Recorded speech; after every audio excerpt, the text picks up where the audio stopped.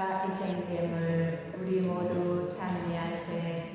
그리스도 저희들을 아버지께 발휘시켜 무죄하신 어린 양이 양떼들을 구하셨네.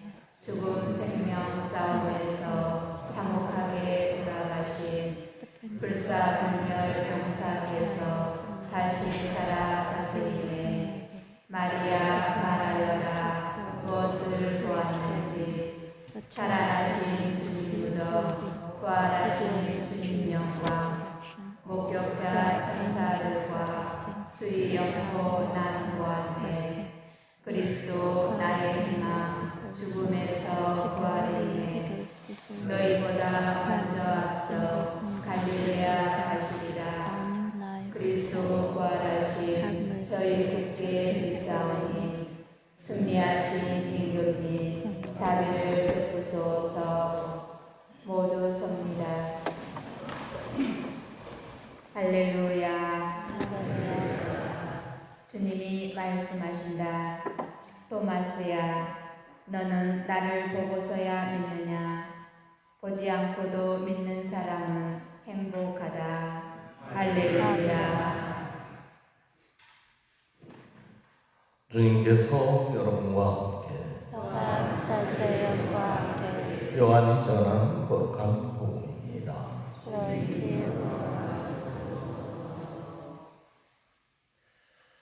그날 곧 주간 첫날 저녁이 되자 제자들은 유다인들이 두려워 문을 모두 잠가놓고 있었다. 그런데 예수님께서 오시어 가운데 서시며 평화가 너희와 함께 하고 그들에게 말씀하셨다. 이렇게 말씀하시고 나서 당신의 두 손과 옆구리를 그에게 보여주셨다. 제자들은 주님을 뵙고 기뻐하였다. 예수님께서 다시 그들에게 이르셨다. 평화가 너희와 함께. 아버지께서 나를 보내신 것처럼 나도 너희를 보낸다. 이렇게 이르시고 나서 그들에게 숨을 불어넣으며 말씀하시다. 성령을 받아라. 너희가 누구의 죄든지 용서해주면 그가 용서를 받을 것이고 그대로 두면 그대로 남아있을 것이다. 12 제자 가운데 하나로서 쌍둥이라고 불리는 토마스는 예수님께서 오셨을 때 그들과 함께 있지 않았다. 그래서 다른 제자들이 그에게 우리는 주님을 배우사 하고 말하였다. 그러나 토마스는 그들에게 나는 그분의 손에 있는 못자국을 직접 보고 그 못자국에 내 손가락을 넣고 또 그분의 옆구리에 내 손을 넣어보지 않고는 결코 믿지 못하겠소 하고 말하였다. 여드레 뒤에 제자들이 다시 집안에 모여 있었는데 토마스도 그들과 함께 있었다. 문이 다 잠겨 있었는데 예수님께서 오시어 가운데 서시며 평화가 너희와 함께 하고 말씀하셨다. 그러고 나서 토마스에게 이르셨다. 네 손가락을 여기 대고 내 손을 보아라. 네 손을 뻗어 내 옆구리에 넣어 보아라. 그리고 의심을 버리고 믿어라. 토마스가 예수님께 대답하였다. 저의 주님, 저의 하느님. 그러자 예수님께서 토마스에게 말씀하셨다. 너는 나를 보고서야 믿느냐? 보지 않고도 믿는 사람은 행복하다. 예수님께서는 이 책에 기록되지 않은 다른 많은 표징도 제자들 앞에서 일으키셨다. 이것들을 기록한 목적은 예수님께서 메시아시며 하느님의 아드님이심을 여러분이 믿고 또 그렇게 믿어서 그분의 이름으로 생명을 얻게 하려는 것이다. 주님의 말씀입니다. 참 예수님, 오늘 부활 제2주일이며 부활 8주 축제의 마지막 날이며 또 교황, 성인 교황 요한바울 2세 교황님께서 2000년 대희년에 폴란드에 수녀님 한 분을 시송했어요.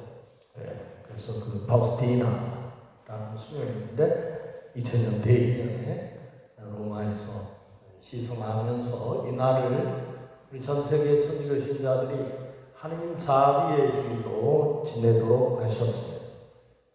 하느님은 자비하십니다. 우리 인류가 정말 나약함 안에 우리가 노출되어 있고 또 세상의 죄악에 대해서도 우리는 노출되어 있습니다.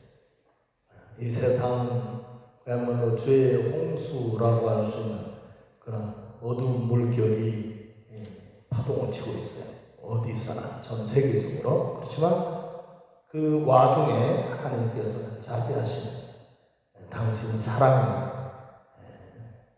손길로 이 험한 세상 풍파 속에 살아가는 당신의 자녀들을 한 사람 한 사람 부르시고 성령으로 새 생명을 주시고 세례성사를 통해서 이제 더 이상 세속의 자녀가 아니라 하느님의 자녀로 삼아주십니다.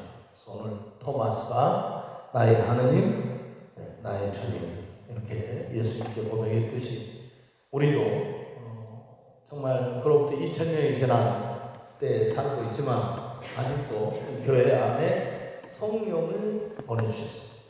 그래서 우리가 성령 안에서 성령의 힘으로 모든 고통을 이겨내 또 십자가를 얻고 가면서 그 십자가 안에서 부활하신 그리스도 살아계신 하나님을 우리가 만나며 살아가고 있는 것입니다. 그래서 이것은 정말 하나님의 크신 자비의 결과예요. 우리가 무슨 자격이 있어서 당연히 누리는 하나님 생명이 아닙니다. 그냥 주님께서 제자들에게 공짜로 주셨어요. 성령을 받아라.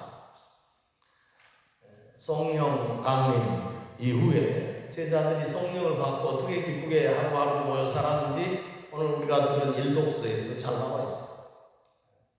오순절 성령을 받고 제자들이 사도들이 중심이 되어서 같이 공동체를 이루고 살았다. 그들은 매일 모여서 기도와 찬가를 부르면서 하느님의 구원의 성길에 대해서 예수께서 죽음으로부터 부활하셨다는 그 근본적인 사실에 대한 확신을 가지고 정말 김씨, 박씨의 아들이 아니라 정말 하느님의 아들로서 매일매일 하느님의 현존 속에서 살아갔어요. 그래서 초창기 그리스도인들은 재산도 자기 전부라고 할 수 있는 재산 공유했어요. 사도들 앞에 갖다 놓고 자기들이 필요한 만큼 갖다가 썼어요. 초기 공산주의. 공동번역 성서 사도행전 이 부분을 보면 그들 중에 가난한 사람은 하나도 없었다라고 기록되어 있습니다. 그러니까 정말 하느님 안에서 우리는 한 식구다. 같은 아버지를 모시고 사는 형제 자매다. 그러니까 같이 사도들에게 자기 재산을 다 갖다. 물론 그 중에 아나니아와 사피라라는 부부가 사도들을 속이다가 벌을 받아 즉사 그런 과정도 있었지만 초창기는 아예 그야말로 지금 우리가 말하는 수도의 공동체나 비슷했어요. 그러니까 성령의 기운이 정말 넘쳐났고 주님께서 우리를 구원하시기 위해서 아니 우리가 아니라 나를 구원하시기 위하여 나의 주님 나의 하나님 정말 십자가에서 고난을 받으시고 죽으시고 묻히시고 부활하셨다는 사실 그리고 승천하셔서 우리가 죽을 때까지 이 세상에 사는 동안 늘 내 곁에 있으시기 위해서 사람의 모습으로서가 아니라 영의 형상 모습으로 우리 각 사람의 마음속에 함께 하고 계시다. 그래서 정말 사도들은 가서 이제 너희들이 평화의 사도가 되어야 한다. 예수님이 부활하셔서 제자들에게 제일 먼저 하신 문을 열고 스르르 오셔서 너희에게 평화가 있기를 평화 샬롬 이 평화는 유다인들의 기본적인 인사, 가장 중요한 인사한 말이지만 또 예수님의 이 샬롬, 너희들에게 평화가 있기를. 근데 이 평화는 세상이 주는 평화와 다르다. 내 평화는 세상의 평화와 다르다. 나는 너에게 평화를 준다. 내 평화를 너에게 주는 것이다. 우리도 미사 때마다 그래서 주님 생각하면서 우리가 서로 평화의 인사를 나눕니다. 그래서 정말 부활하신 그리스도께서 우리에게 주시는 참 평화 안에 우리가 함께 머물고 그 평화 속에서 참 기쁨, 이 세속이 주지 못하는 기쁨, 돈이 주지 못하는 참다운 기쁨과 평화, 그것은 하나님과의 화해, 내 이웃과의 화해, 그리고 내 자신과의 화해, 이 3차원의 화해를 통해서 이루어진 것입니다. 그래서 오늘 이 독서에서 정말 하나님을 사랑하고 또 이웃을 사랑하라는 그 주님이 전해주신 계명을 잘 지켜야 한다. 그 계명을 지키는 사람은 참 평화와 기쁨을 누린다. 그렇게 요한 사도는 말하고 있습니다. 우리가 남을 용서한다는 것은 우리가 하느님의 생명을 살아간다는 증거입니다. 내가 나에게 잘못한 일을 용서해 준다면 우리는 그것을 내 힘으로 하는 것이 아니라 하느님의 힘으로 하는 것이에요. 하나님께서는 우리에게 계명을 주셨다. 예수님을 통해서 두 가지 계명이에요. 하나님을 사랑하라. 또 네 이웃을 네 몸처럼 사랑하라. 우리가 눈에 보이지 않는 하나님을 어떻게 믿을 수 있을 것인가? 도마야, 너는 나를 보고야 믿느냐? 보지 않고 믿는 자는 진복자로다. 우리가 사랑의 계명을 지킬 때, 즉 하나님을 사랑하고 또 하나님께서 나에게 맡겨주신 내 이웃, 나를 필요로 하는 내 이웃에게 나의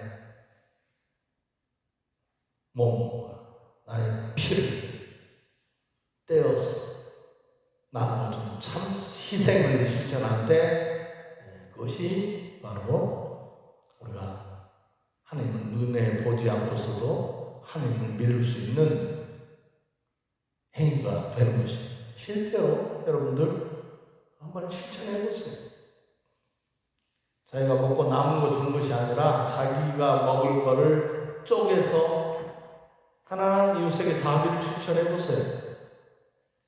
그때 떼어낼 때는 아프지만 그걸 건네고 나서 우리 마음에 내가 나를 떼어낼 만큼, 아니 그 100배 하느님 예수님께서 들어오십니다. 성령께서 우리가 자비를 실천하는 것도 성령의 힘이고, 또 그 전에 우리는 무한한 자비와 사랑을 하나님에게 받은 거예요. 그 사실을 우리가 깨달아요. 우리가 받은 것에 비하면 우리가 주는 것은 아무것도 아니에요. 성당에 여러분들 교금 내고 주일금 내지만 정말 하나님한테 받은 것에 비하면 얼마 째까내는지. 우리가 누리고 있는 거 다 누가 준 거예요? 다 하나님이 주신 거예요. 물론 우리가 노동해서 벌어서지만 그 노동할 수 있는 건강은 누가 준 거예요? 다 하나님이 주신 거예요. 우리가 일할 수 있도록 먹고 마시는 음료, 물과 또 먹는 식량, 고기, 생선 다 누가 준 거예요? 제대 앞에 정말 아름다운 장미가 꽂혀져 있습니다. 저 아름다운 장미를 누가 만든 겁니까? 그래서 우리는 정말 눈으로 하나님의 형상을 보지 않더라도 우리의 삶을 깊이 들여다보면 우리가 얼마나 큰 하나님의 사랑과 하나님의 자애, 하나님의 용서를 받고 우리가 살고 있는지 깨달을 수 있어요. 그걸 깨닫게 해주시는 분이 성령이십니다. 그래서 우리는 성령 안에서 매주일 우리 죄를 용서해 주시고 우리에게 100년짜리 생명이 아니라 영원한 하나님의 생명을 보장해 주시고 죽음을 쳐 이기시고 부활하신 우리 주님의 부활을 경축하기 위해서 주일마다 모여서 부활하신 주님을 만나는 거예요. 사제의 설교를 통해서 하나님의 말씀을 듣고 또 성체성사를 통해서 영성체를 통해서 살아계신 하나님, 우리 가운데 계시는 하나님을 우리 안에 모시고 만나는 것입니다. 또 매일매일 성령을 우리 새롭게 받는 것입니다. 미사 중에 성령을 통해서 정말 하나님이 내 안에서 살아계시고 내가 하나님의 생명으로 연결된 사람이라는 사실을 우리는 기도를 통해서 깨닫게 되고 또 우리의 삶을 통해서 그것을 스스로 깨닫게 됩니다. 오늘 요한 사도가 그렇게 말했습니다. 하나님께서 우리에게 계명을 주셨습니다. 그런데 그 계명은 무거운 짐이 아닙니다. 다른 복음에서 예수님께서 우리에게 맡겨주시는 짐은